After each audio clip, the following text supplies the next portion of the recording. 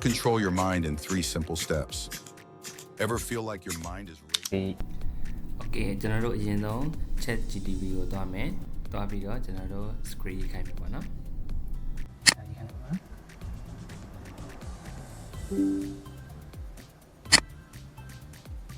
အဲ့ဒါကြည့်နေပြီ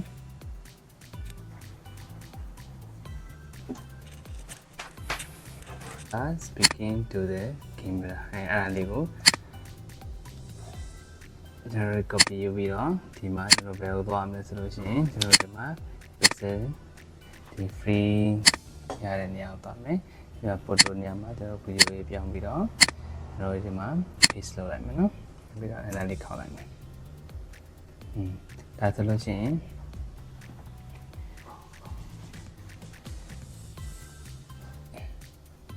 ကင်မရာကိုကြည့်ပြီးတော့စကားပြောတဲ့ဟာဆိုရင်ကျွန်တော်ဘယ်လိုကောင်းလဲ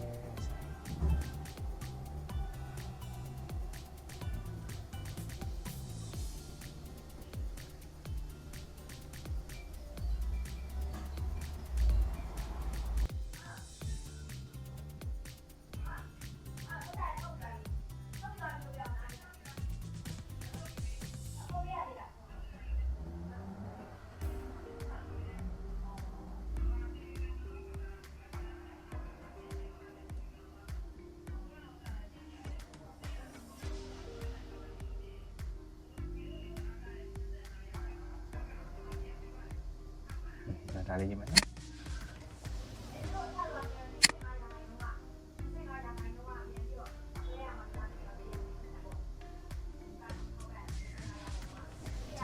ဒါလေးကို download ဆွဲမယ်နော်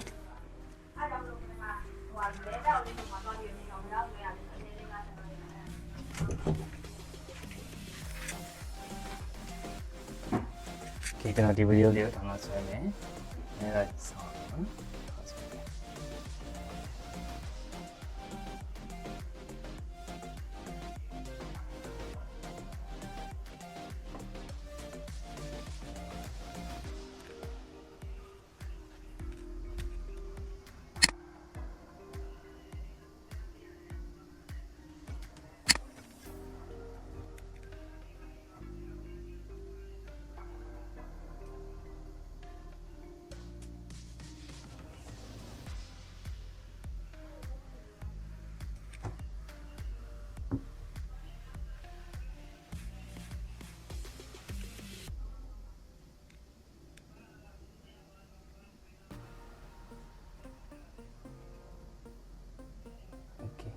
အဲ့ဆိုရင်ဒုတိယအဆင့်အတွက်ကျွန်တော်တို့ဘယ်တော့သွားမလဲဆိုရင်ဒုတိယအဆင့်အတွက်ဒီကောင်းလေးကိုဗီဒီယိုရှာမယ်ပေါ့နော်ဆက်ပြလိုက်မယ် Okay ဒီကောင်းလေးကိုဗီဒီယိုရှာမယ်ဒီကောင်းလေးဒီနေ့လောက်နေတယ်ပေါ့နော်ဒါပေမဲ့တတိယမှာကျွန်တော်တို့ဗီဒီယို ratio ကဒီမှာဒီလို download ratio ပေါ့နော်ကျွန်တော် short video လုပ်မယ်ဆိုတော့နော် short video လုပ်မယ်ဆိုတော့ download ratio လေးကိုဒီချင်းနဲ့တော့နော်ဒါလေးလည်းဆို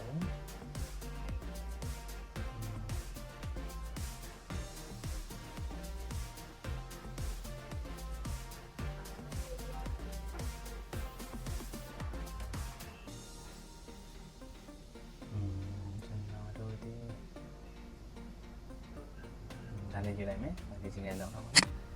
ဒီချင်းနဲ့တော့တဲ့ဟာဒီတော့ကြည့်လိုက်မယ်ဒါလေးတော့ဆက်တဲ့အချိန်မှာနောက်တစ်ခုတော့မယ်စင်အတွက်ဒီကောင်ကအားရင်းနေဒါမျိုးပေါ်နေလို့တော့ကုန်ကုန်မယ်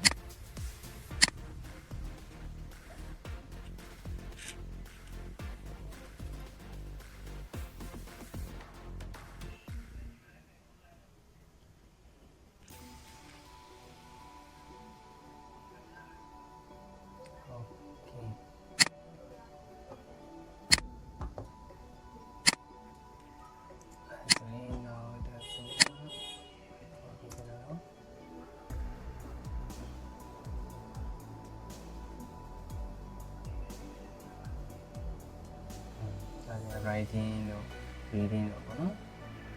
အဲ့ဒါအဆင်ပြေတယ်အဆင်ပြေတဲ့ video ပေါ့နော်မိမိတဲ့ video လေး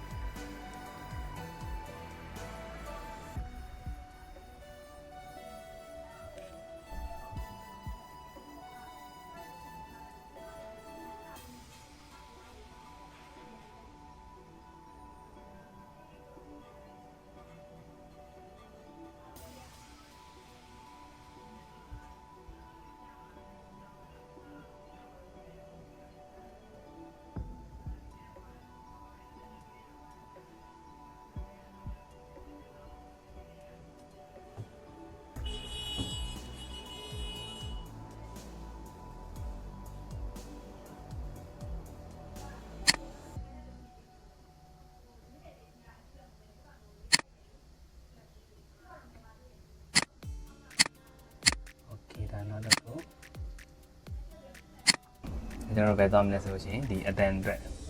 အတန် okay ကျွန်တော်တို့အဲ့ဆိုလို့ရှိရင်ဒုတိယအနေနဲ့ဒီကျွန်တော်ဒီစာသားတွေကိုအတန်ပြင်ပြောင်းမယ်ပေါ့နော်ပြောင်းမယ်ဆိုလို့ရှိရင်ကျွန်တော်ဘယ်သွားမလဲဆိုရင်ကျွန်တော်ဒီစာအုပ်တွေကိုသွားမယ်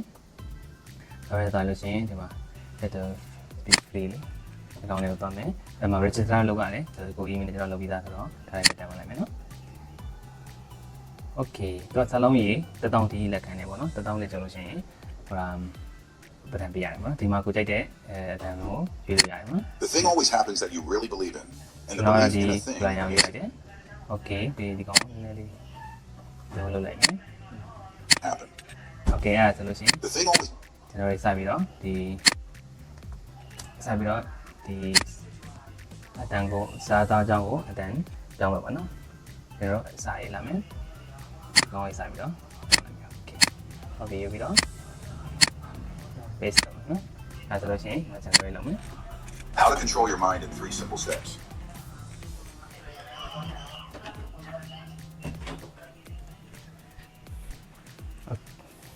okay အဲ့ဒါဆိုလို့ရှိရင်ဒီကောင်းလေးရပြီကောင်းလေးရလို့ရှိရင်ကျွန်တော်တို့ရေလုံးတောင်းလို့ဆက်နိုင်မယ်ဒါဆိုရင်ဒီမှာတောင်းလို့ဆက်ပြီးသားပြီနော် okay ဒုတိယအကြောင်း okay ဒီအကြောင်းကိုပြီးဆက်ပြီးတော့ကျွန်တော်တို့စာတော့မှာပေါ့နော်ဒီမှာ okay ကျွန်တော်ရေလုံးလိုက်မယ် Ever feel like your mind is racing and you're losing control? Here's how to take charge in 3 simple steps. okay အဲ့ဒါကျွန်တော်ထောင်းလို့လိုက်မယ် okay နောက်တစ် step ကျတော့ဒီကောင် copy ဆွဲပြီးတော့နော် paste လုပ်လိုက်မှာပေါ့နော် okay generate လာမှာ Step 1, breathe. Deep, slow breaths can instantly calm your mind. Inhale for 4 seconds, hold for 4, and exhale for 6. နောက်နေ့ပဲထောင်းတယ်ဆိုရင် step 2ကိုထောင်းလို့ဆက်ပါနော် okay Step 2, write it down. When thoughts overwhelm you, putting them on paper helps you organize and clear your head. okay အဲ့ဒီကိုဆိုလိုက်မယ်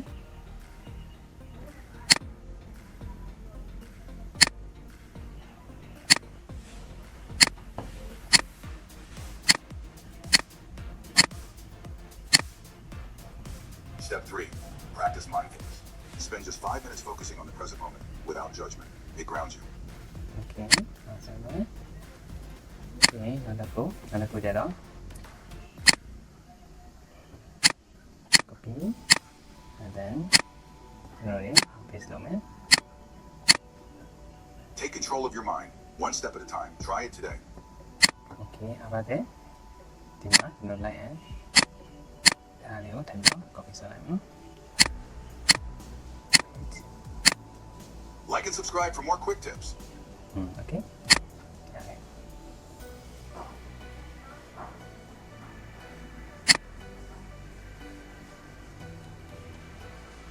okay အဲ့ဆိုလို့ရှိရင်ကျွန်တော်တို့ဒီမှာဒီ AI နဲ့ဟာလောက်တာရသွားပြီဆိုလို့ရှိရင်ဒါဆိုကျွန်တော်တို့တွေကိုကတ်တယ်လို့သွားပြီးတော့ကျွန်တော်တို့ဒီ update လုပ်မှာပါနော် okay အဲ့ဆိုလို့ရှိရင်ကျွန်တော်တို့ okay ဒီ new project တွေရောက်လို့ရှိရင်ကျွန်တော်တို့ဒီမှာimport ထဲမှာကျွန်တော်တို့ download ဆက်တဲ့ဟာတွေကိုအကုန်ထည့်လိုက်ပါမယ်နော်ဒီမှာအဲ့ဒါပြီးတော့ကျွန်တော်ဒီသက်ရှင်မီနစ်ပါရပြီးတော့ပုံစံလိုက်မယ် open ဒါဆိုရင်ကျွန်တော်မီဒီယာလေးကိုထည့်လိုက်ပြီးမှဗီဒီယိုတွေအတန်းလေးကိုရလာပြီပေါ့နော်တရားလေးကိုထန်နိုင်လေးကိုဆွဲချလိုက်မယ် okay ထန်နိုင်လေးကိုဆွဲချလိုက်လို့ရှိရင်ကျွန်တော်ဒီမှာ ratio ကကျွန်တော်တို့ဒီဟာ video shot အတွက်ဆိုရင် ratio လေးကိုဆက်ပြမယ်ပေါ့နော်ဒီ 9:16 ratio လေး9:16 ratio ပေါ့နော် sorry How to control your mind in 3 simple steps. Ever feel like your mind is racing and you're losing control? Here's how to take charge in 3 simple steps. Step 1, breathe. Deep. okay အဲ့ဒါဆိုလို့ရှိရင်ကျွန်တော်ဒီမှာဒီကောင်းလေးနဲ့တိုးလိုက်မယ်ဝက်လိုက်ချမှာပေါ့နော်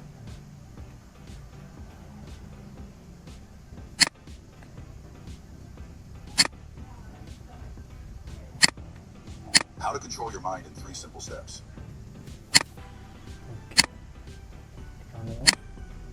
show ရအောင်ရှောင်းမယ်တရားကြလို့ချင်းဒါနဲ့ Ever feel like your mind is racing and you're losing control? Here's how to take charge in 3 simple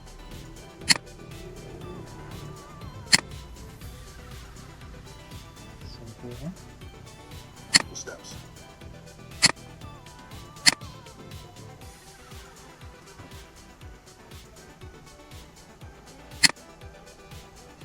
Step 1, breathe. Deep, slow breaths can instantly calm your mind. Inhale for 4 seconds, hold for 4. โอเคအဲ့ဒါဆိုရင်ဒီကောင်ကဒီမှာလာမှာပေါ့နော်ဒီကောင်ကျွန်တော် Step 1, breathe. Deep, slow breath. โอเคဒါဒီကောင်လာမှာပြီးလို့ရှိရင်ဒီကောင်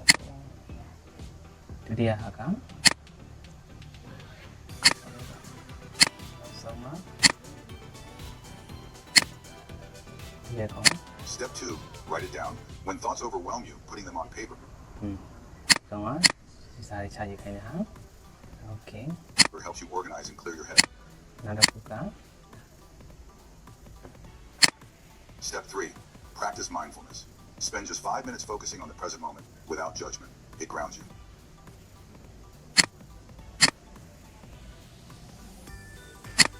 โอเคနောက်တစ်ခု It ကျတော့ grounds you. Like and subscribe for more quick tips. How to control your mind in 3 simple အဲ့ဆိုလို့ steps. ရှိရင်ကျွန်တော်ဒီစိတ်ကဒီဗီဒီယိုလေးကိုအကျဉ်းကောက်ပြီးတော့ဒီနောက်လေးမှာထည့်လိုက်မယ်နော်โอเคဆိုလို့ရှိရင် Like and subscribe for more quick tips. ဒီကောင်လေးကိုလည်းရှိတော့ပြီးတော့အဲဒီလိုလုပ်လိုက် Clear your head. Step 3, practice mindfulness.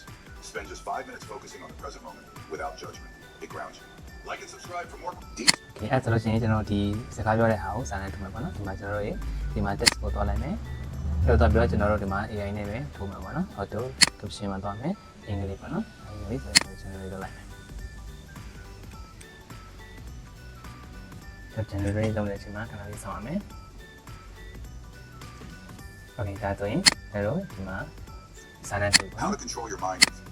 စာနဲ့ထုတ်ပြီးလို့ရှိရင်ကျွန်တော်အဲ့ဒါကိုဒီခေါ်တာကိုပြောင်းမှာပေါ့နော်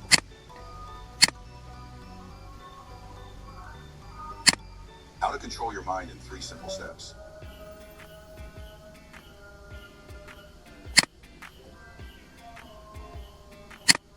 How to control your mind in 3 simple steps. Okay အဲ့ဒါကို reach How to control your mind in 3 simple steps. Ever feel like your mind is racing and you're losing control? Here's how to take charge in 3 simple steps. Step 1, breathe. Deep, slow breaths can instantly calm your mind. Inhale for 4 seconds, hold for 4, and exhale for 6. Step 2, write it down. When thoughts overwhelm you, putting them on paper helps you organize and clear your head. Step 3, practice mindfulness. Spend just 5 minutes focusing on the present moment without judgment. It grounds you. Like and subscribe for more quick tips.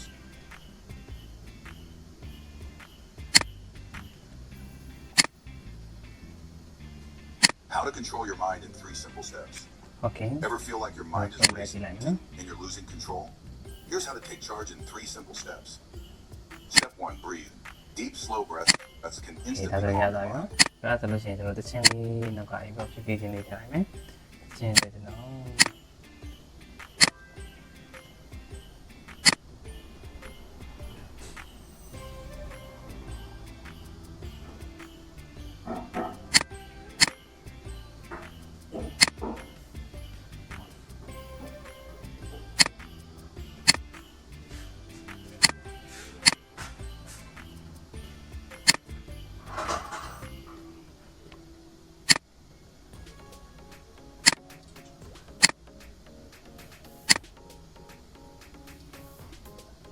Racing and you're losing control?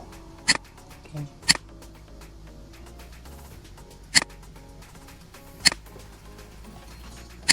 ဒါဆိုရင်ကျွန်တော်တို့လိုချင်တဲ့ဗီဒီယိုလေးရပြီပေါ့နော်